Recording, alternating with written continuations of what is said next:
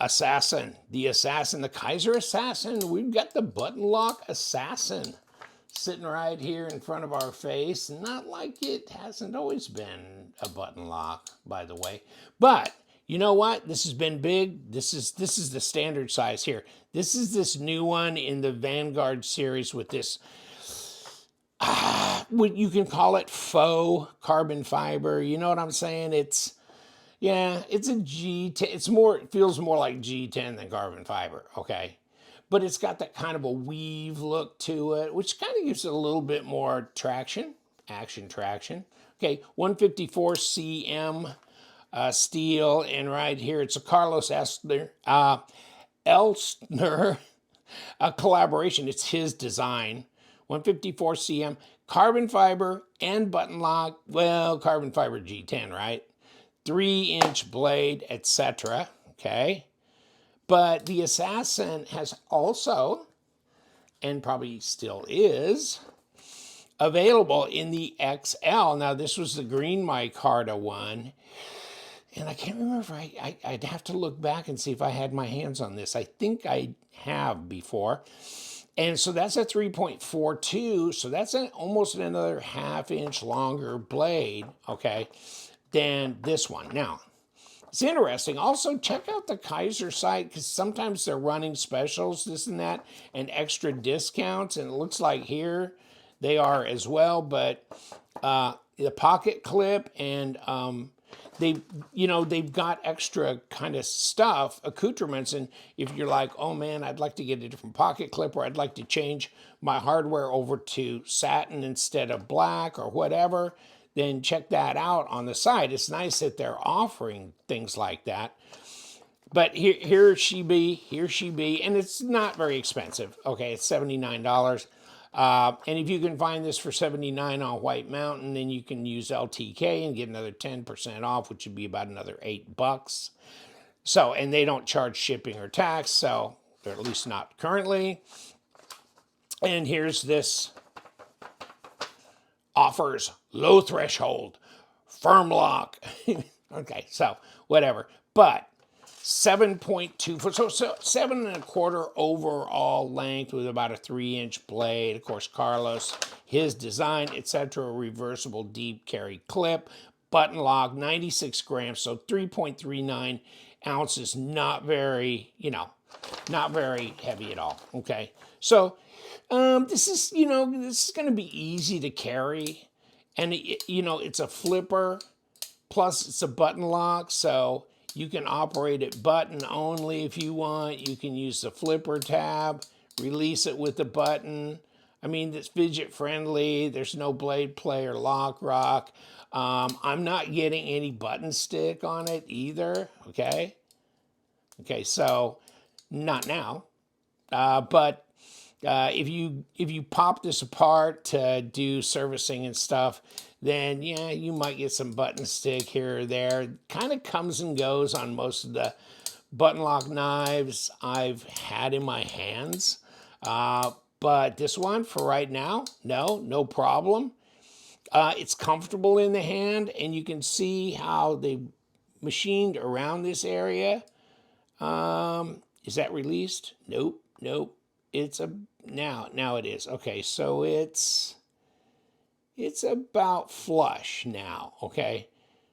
So where that had released. And it's got jimping on the flipper tab, nice and rounded surfaces, no gotchas, no sharp edges, that kind of thing. And really, I'm gonna try and find a scrap piece of paper here.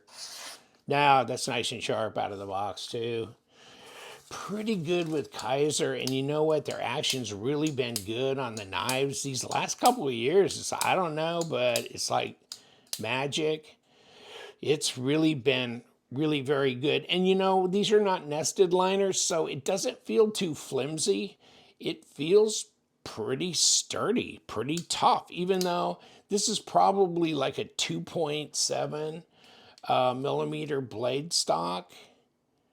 2.9. Okay, so basically we can call it 3.0 at 0.11 of an inch. And then fatness, it's a half inch, 12.8. Okay, so that's nothing to, that's thick enough to feel like you got something in your hand, but not too fat.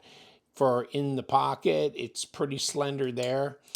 And obviously, you've got a deep carry clip with tapered screws, so they're flat. They slide right in over the pocket lip, and you can see on this side too, you can flip it so you can go left, right. You got this opening here for your lanyard. It's jimped, so there gives you some extra traction. Overall, the design is nice, and it looks sensible. And you got this swedge coming down here reinforcing this tip. So no, that's not too fragile there either, but it feels solid. And, here you go. There's the Assassin knives design, Elsner, whatever, his logo. So, yeah, that's good. And it comes in a box, a Vanguard box, so it's not their big, thick, fancy, whatever, but it's not a big, fancy price either.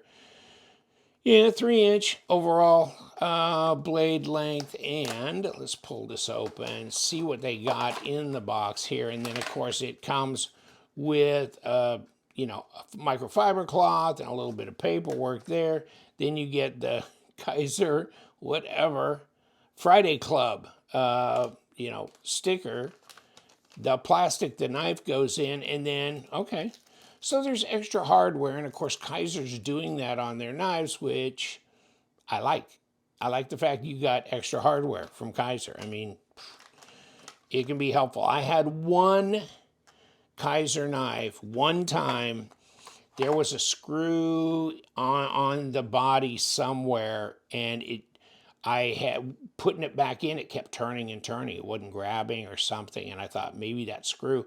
And so I changed screws, and yes, it bit then, and it was good. So I'm going, I'm glad I had an extra screw to be able to replace. So there was that. That's only happened to me once, but it's always nice to have some extra hardware. And you never know what might interact or be good with your other Kizer models too. So I'm sure that a lot of these screws are interchangeable between certain knives. So they might be, good to have the extra hardware around. So there's that. And yeah, it comes in this box, so it's good. I'm glad that they're doing the extra hardware thing. But this feels good from an ergo standpoint. It's pretty straight shot all the way, right? Yeah. And nice blade shape, very workable, piercing, slicing, that's good as well. But yeah, this is not a Mongo knife, right? This is 3-inch blade, let's say 76 to 77 millimeter blade length at, not quite 7 1/4, but close, maybe 7.2 and 18.3 centimeters, okay, overall. So it'd be interesting to see them come out back with that XL in maybe a carbon fiber in a 154, or maybe in a G10 as opposed to micarta and that kind of thing. I'm kind of swinging towards G10 more these days, the way I like, and or just a real carbon fiber would be nice as well. But there's no question this feels good, and it's solid, and I'm not getting any play. And you got this little cutaway here, okay? So you can get it on the strop or the sharpener and not be banging up against things with your stone, etc. So no, it should be pretty serviceable. And of course, 154 cm, plenty of chromium in it, should be good corrosion resistance wise. A lot of knife makers still like to use 154 cm or CPM 154 to do with knives because the finishing qualities are really nice. It finishes well. You could put a nice finish on it, okay? And so it is a very desirable steel, even for custom knife makers to this day. But so here you go. And, you know, this makes it affordable too, right? So if you catch it with a 10% discount at low 70s, and you never know when Kizer's going to have a sale, this or that. So, I mean, this is not a terribly expensive knife, but I think it'd be very serviceable and very useful. I think the bottom line comes when you look at the design and you go, is this a design that I like? Am I attracted to this design? Because there's a lot of good knives out there. I mean, and that's a good thing too, right? A lot of choice. But this is a good looking knife. Easy to carry, slide in the pocket, not too heavy. Very fidget friendly with the flipper tab and the button lock. And yeah, not getting any problems with that button at all, okay? So, check it out. I'll give you the link to Kizer below, okay? And also to White Mountain with their, you know, listing of assassin knives, etc. And just check out the entire Kizer line because they're always coming out with new models. And they do have some new models coming. Wow, they have really kicked it, right? They have a bunch of different ones, like Sparrow is out, and this is the one in titanium, which is the more expensive one for about 150, 160. But hell, they got these in a Vanguard type series in the 50-something dollar range as well, right? And so, and then also like the Dogfish, check that out. Isn't that crazy? And I think that's aluminum, right? But this is way cool as well. Just wow, and this is that K-U-H. Check this out. Now this is really thin, nice blade. There's plenty of blade there, right? And black micarta. All right, look at the front. Look at how dark the front is. Look at how light the back is. But you know what? If you put some oil on here, like food grade mineral oil, whatever, it would darken this. The whole thing would look the same damn color, which might be interesting to do actually. But I mean, this is a button lock. What is it? Where does it say? K-U-H right there. And that's a collaborative design as well. They're doing a lot of collaborative designs here.